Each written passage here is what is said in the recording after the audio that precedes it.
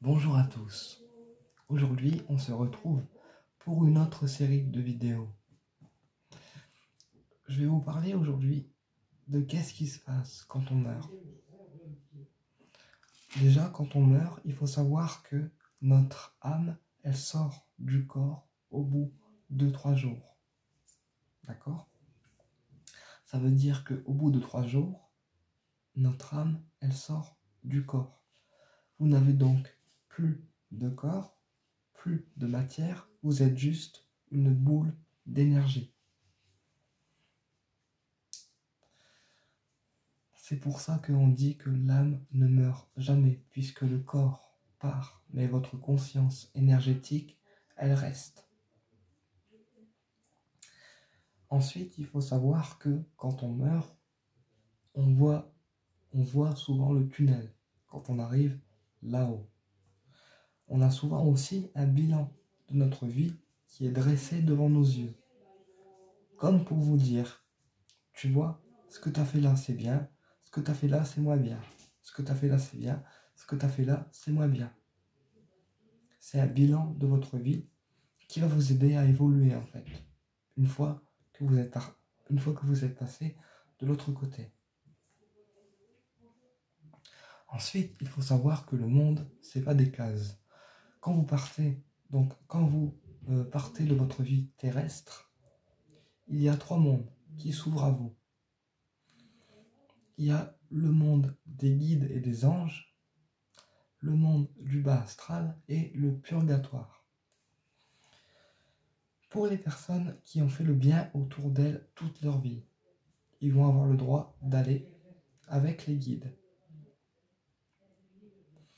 Pour les personnes qui ont fait le mal à un niveau, on va dire, raisonnable, ils vont aller au purgatoire pour purger, entre guillemets, leur peine en fonction de ce qu'ils ont fait. Pour les personnes qui ont fait vraiment le mal à un niveau très élevé, ils vont aller au bas astral directement, avec toutes les entités négatives, tous les démons, etc. Tous les esprits, entre guillemets, du mal. Ensuite, il existe aussi des âmes errantes. Les âmes errantes, ce sont des âmes qui n'ont pas compris qu'ils étaient mortes. Et du coup, ils vont rester avec leurs proches et vont refuser de monter. Parce qu'il y a trop de peine. Parce qu'ils ont du mal à abandonner leurs proches. Ou tout simplement parce qu'ils n'ont pas de porte de sortie pour monter là-haut. Dans ces cas-là, il faut donc les aider. Souvent, ce qui aide une âme errante à monter là-haut et partir de l'autre côté, une fois qu'elle est morte, c'est en fait la cérémonie d'enterrement qu'on va faire pour elle. C'est ce qui va l'aider à monter.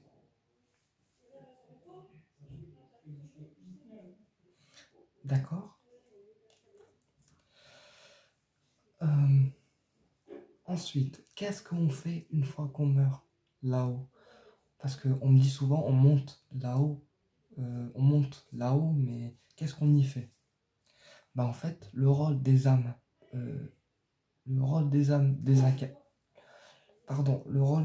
désincarnées, c'est de aider leurs proches à faire leur deuil ou de les aider dans leur vie.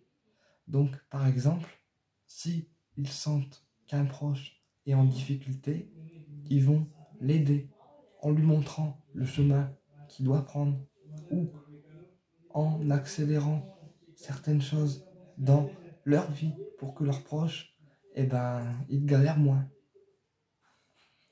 Voilà. Le rôle des âmes désincarnées, c'est de aider leurs proches à avancer dans leur vie. Même s'ils ne sont plus là physiquement, il faut bien comprendre que leur conscience, elle reste. Et que du coup, ils peuvent venir vous voir quand bon leur semble. Voilà.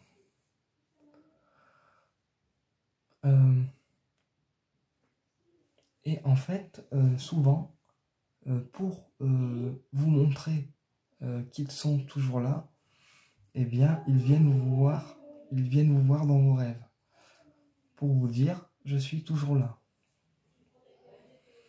Alors, sachez aussi que quand il y a un défunt qui vient vous voir dans vos rêves, ce n'est pas vous qui le captez, c'est le défunt qui baisse sa vibration pour venir vous voir, puisque tout est vibration, et quand les défunts viennent vous voir dans vos rêves, eh bien, c'est parce qu'il abaisse son niveau vibratoire pour vous permettre de le voir dans vos rêves, tout simplement.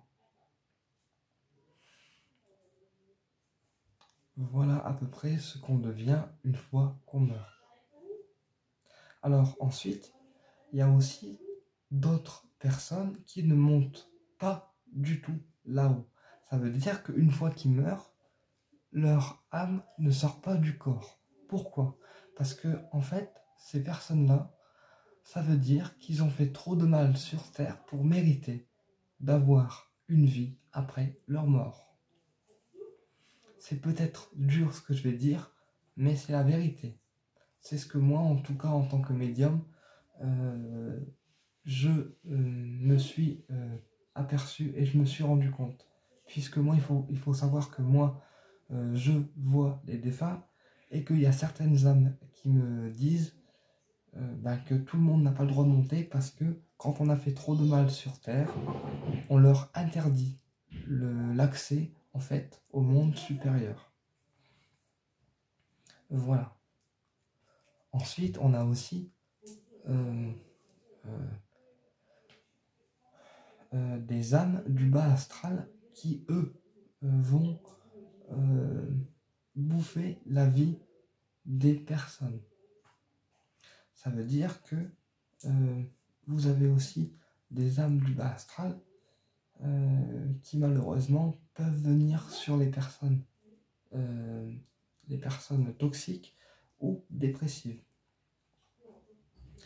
Donc ça veut dire que la meilleure chose à faire dans ces cas-là, eh bien c'est ou d'appeler quelqu'un d'expérimenté qui pourra dégager la créature du bas astral de vous, ou de déménager.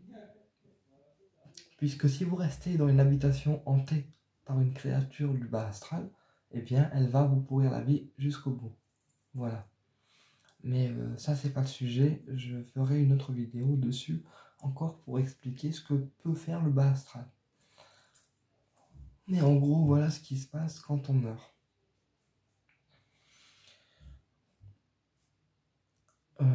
Alors, on peut sentir un défunt par des frissons, on peut sentir un défunt par son parfum. Quand on sent une odeur de parfum qui nous rappelle la présence de quelqu'un, eh bien c'est qu'un défunt est près de nous. On peut le voir dans nos rêves. Et pour les personnes qui sont médiums, on peut le percevoir avec des flashs, avec des ressentis, etc. Mais ça, c'est plus pour les personnes qui sont hyper sensibles. Voilà.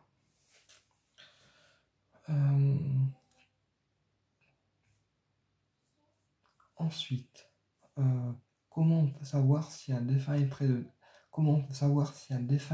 nous? Eh bien, parce qu'en fait, souvent, on ressent des frissons qui nous parcourent le corps. Et dans ces cas-là, ça veut souvent dire qu'un défunt est près de nous et qu'il nous surveille. Voilà. Ou en tout cas, qu'il vous embrasse. Par exemple, quand les défunts vous font des bisous ou des caresses, ça se ressent par des frissons au niveau du front et de la tête. Voilà. J'espère que ma vidéo vous a apporté des réponses et si elle vous a plu, je ferai d'autres vidéos sur le sujet. À très bientôt pour une prochaine vidéo.